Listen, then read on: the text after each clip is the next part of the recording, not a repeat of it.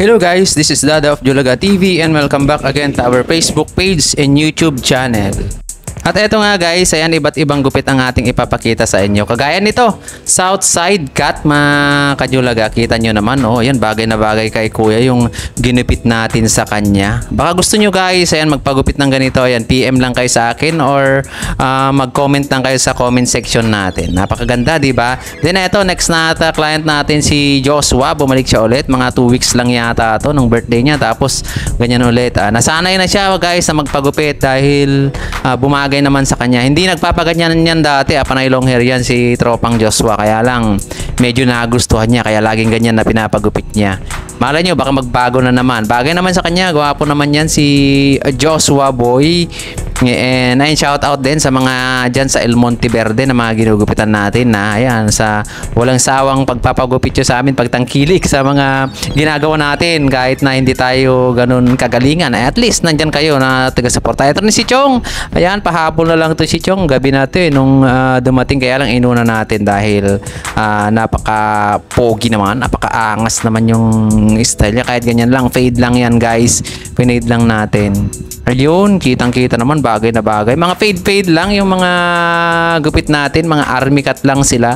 Kaya lang dun sa taas, hindi masyadong bawas, kumbaga konting textured lang, bawas lang yung ginagawa natin para bumagay lang sa kanya. Ito rin si Chong, ayan, binawasan lang din natin sa taas niya, then yung gilid niya fade din. Baga diniretso ko na, hindi ko na nilalagyan ng curve talaga. Baka magtaka kayo minsan lang ako naglalagay ng curve guys. Parang eto, uno lang yung taas niya, then sa gilid niya, ayan, sinir natin si kuya. Ayan, napakabait din to, napaka-generous na client din natin to si kuya. Kagaya eto si boss, ayan, dati uno yung taas niya, ngayon magpapahaba daw siya. Kumbaga, kaya barbers lang yung ginagawa natin. Fine-fade natin, kaya lang barbers nga ang gusto niya, ganun nga muna. Then trim lang yung kasunod. Ito naman guys, ayan, ano lang to, taper fade lang to.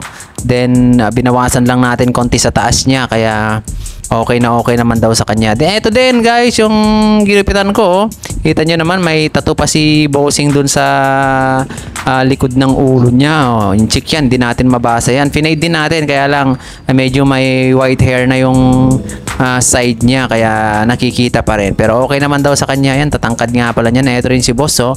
Yung tangkad nito mga 6'1 yan o 6'2, mga ganyan, sa sobrang tangkad ng mga yan. Then ang gugwapo din. Ayan, ito next client natin, nagpabaskat. 3 yata yung taas niyan guys, hindi ko lang sure.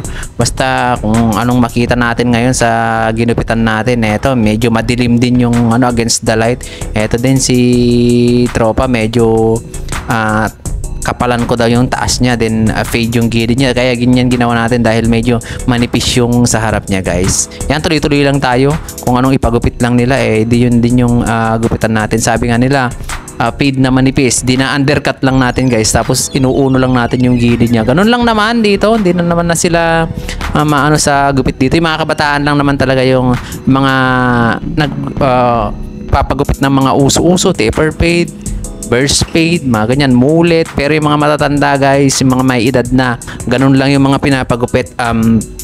Kumbaga yung manipisan lang sila, maging presko lang sila, kaya wala nang kahasel-hasel. Di na natin binibigyan ng kumbaga diretsuhan na.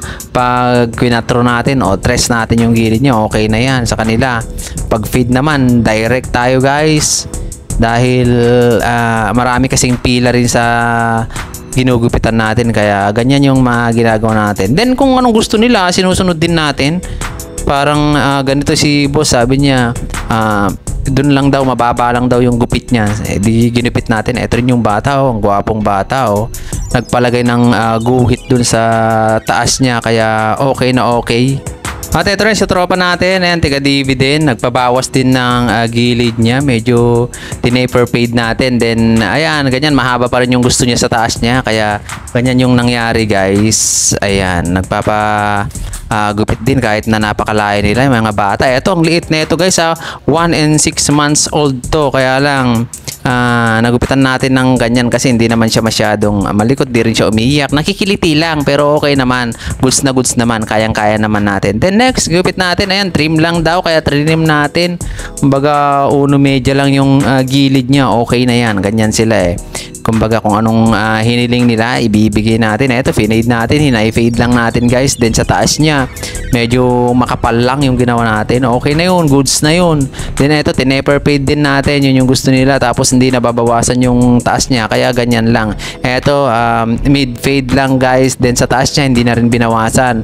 Goods na goods yan guys. Kumbaga yan yung hinihiling nila. Etong kaibigan natin, high fade din yan. Then sa taas niya, hindi na daw. Then ginuhitan ko yan sa kabila.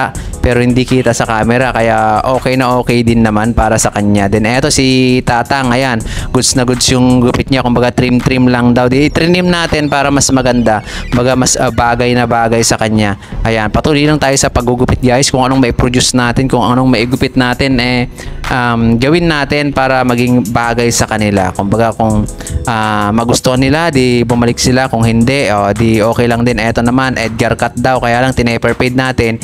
Edgar cut natin yung harap niya. Okay na yun.